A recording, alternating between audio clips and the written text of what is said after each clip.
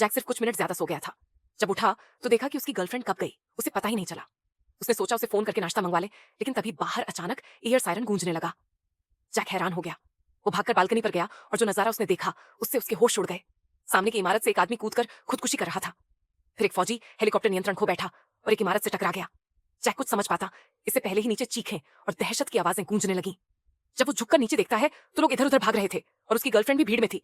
लेकिन उसके होश तब उड़ गए जब उसने देखा उसकी गर्लफ्रेंड एक अजनबी के साथ मिलकर एक बूढ़े आदमी को नोच रही थी, जैसे जिंदा इंसान को खा रही हो। डर से कांपते जैक ने खुद को कमरे में बंद कर लिया। तभी एक पड़ोसी उसके घर में घुस आया। वो बुरी तरह घायल था और बोला, मेरी पत्नी पागल हो गई है, क्या मैं कुछ घंटों के लिए यहाँ रुक सकता हूँ? लेकिन इससे पहले कि जैक कुछ कहता, वो आदमी लहूलुहान सिर लिए बाथरूम चला गया। जैक ने महसूस किया कि कुछ तो गड़बड़ है। उसने जल्दी से फ्रूट चाकू उठाया। तभी टीवी पर ब्रेकिंग न्यूज आई।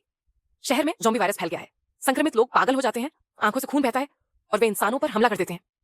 बाथरूम से निकला पड़ोसी अपना गला पकड़ रहा था और कह रहा था कि मैं ठीक हूं, लेकिन उसकी आंखें लाल हो चुकी थीं। जैक ने उसे तुरंत घर से बाहर निकल जाने को कहा। जैसे ही उसने दरवाजा बंद किया, बाहर झांक कर देखा, पड़ोसी ज़ॉम्बियों की भीड़ में फंसा हुआ था और वो उसे चीर रहे थे।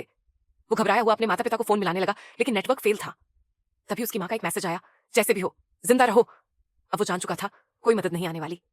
उसने एक नोट लिखा और फैमिली फोटो पर चिपका दिया, मुझे जिंदा रहना है। उसने फ्रिज से दरवाजा ब्लॉक किया, खिड़कियां बंद की और खुद को कमरे में बंद कर लिया।